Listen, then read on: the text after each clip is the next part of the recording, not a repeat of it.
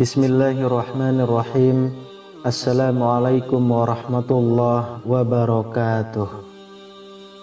Innal hamdalillah nahmaduhu wa nasta'inuhu wa nastaghfiruh wa na'udzu billahi min syururi anfusina wa sayyiati a'malina. May yahdihillahu fala mudhillalah wa may yudlil fala hadiyalah. Asyhadu an la ilaha illallah wa asyhadu anna Muhammadan 'abduhu wa rasuluh. Allahumma sholli wa sallim ala sayyidina Muhammadin wa ala alihi wa ashabihi wa man tabi'ahum bi ihsanin ila yaumiddin. Syukur alhamdulillah kita bisa berjumpa lagi di channel ini.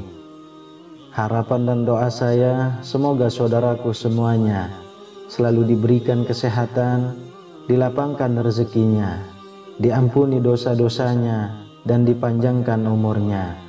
Amin ya rabbal alamin. Sahabat beriman yang dirahmati Allah, hari kiamat sudah menjadi kepastian yang tidak terelakkan. Namun tidak ada yang tahu pasti kapan kiamat akan terjadi. Jangankan manusia biasa, malaikat dan para nabi pun tidak pernah mengetahui perkara yang satu ini. Akan tetapi Allah sudah menggambarkan tentang tanda-tandanya sebelum kiamat. Umat manusia akan melakoni fase yang disebut sebagai akhir zaman. Tidak hanya dari fisik bumi yang kita tinggali, ciri-cirinya juga menyangkut perilaku dan tingkah laku manusia. Melalui Nabi Muhammad SAW, Allah Subhanahu wa Ta'ala menggambarkan periode ini. Pada akhir zaman nanti, umat Islam akan mengalami dua penyakit yang tidak terobati. Kabar buruknya, penyakit tersebut sudah mulai terasa pada era kita saat ini. Lantas, apa dua penyakit itu? Sahabat beriman yang dirahmati Allah, dalam sebuah hadis sahih yang diriwayatkan oleh Abu Dawud radhiyallahu anhu, Rasulullah shallallahu alaihi wasallam mengatakan bahwa dua penyakit tersebut adalah cinta dunia dan takut mati. Padahal saat itu jumlah umat Islam begitu banyak. Namun dua penyakit ini membuat mereka lemah dan tidak berdaya. Yang pertama, cinta dunia. Sikap ini ditandai dengan besarnya ambisi seseorang untuk mengejar dunia tanpa berpikir tentang akhiratnya. Padahal sejatinya hidup di dunia ini hanyalah persinggahan saja. Namun karena sikap ini membuat seseorang lupa untuk mengumpulkan amal sebagai bekal untuk akhiratnya.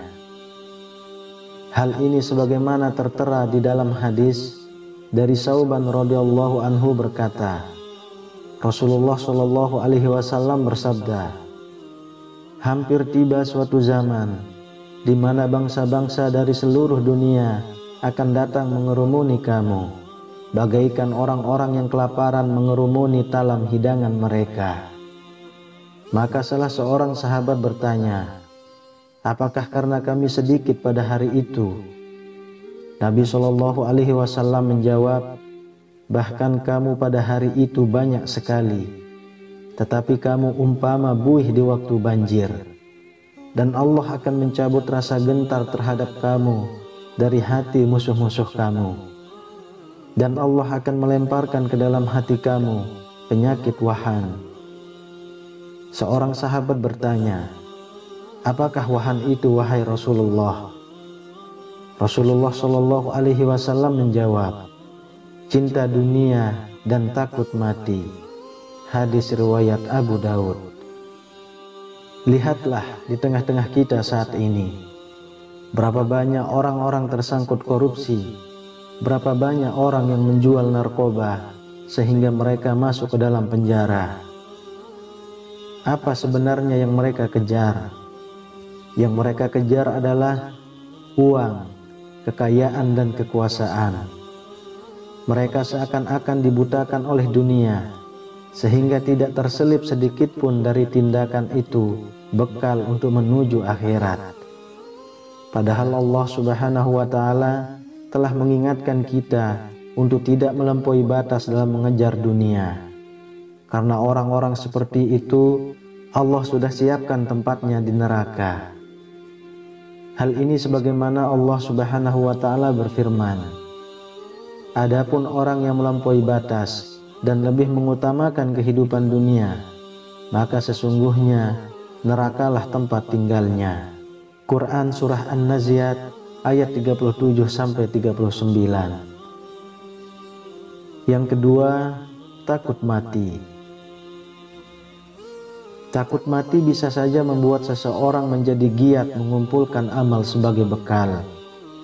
Namun pada konsep ini, takut mati yang dimaksud adalah orang yang takut mati karena lemahnya iman dalam diri mereka. Mereka menyadari kurangnya amal, sehingga tidak mau bertemu Allah lewat kematian. Gemerlapnya dunia membuat mereka terperdaya, sehingga merupakan suatu hal yang pasti, yaitu kematian.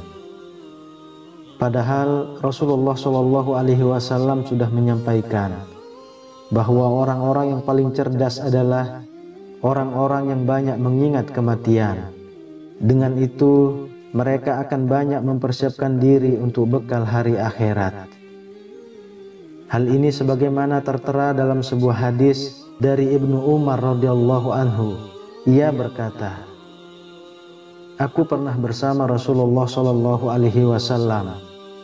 Lalu seorang Ansor mendatangi beliau. Ia memberi salam dan bertanya, wahai Rasulullah, mukmin manakah yang paling baik? Beliau bersabda, yang paling baik akhlaknya. Lalu mukmin manakah yang paling cerdas? Ia kembali bertanya. Beliau bersabda, yang paling banyak mengingat kematian dan yang paling baik dalam mempersiapkan diri untuk alam berikutnya.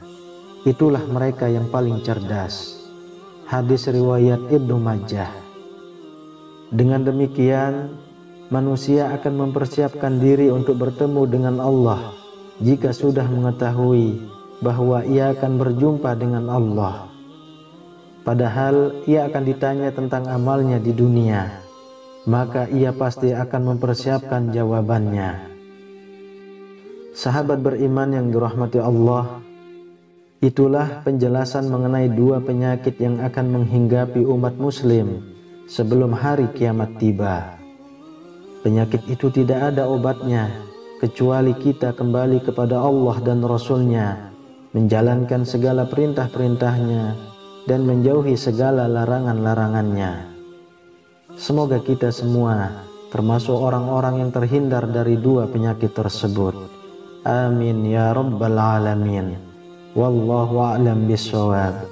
Demikian yang bisa saya bagikan, semoga bermanfaat untuk kita semua. Assalamualaikum warahmatullahi wabarakatuh.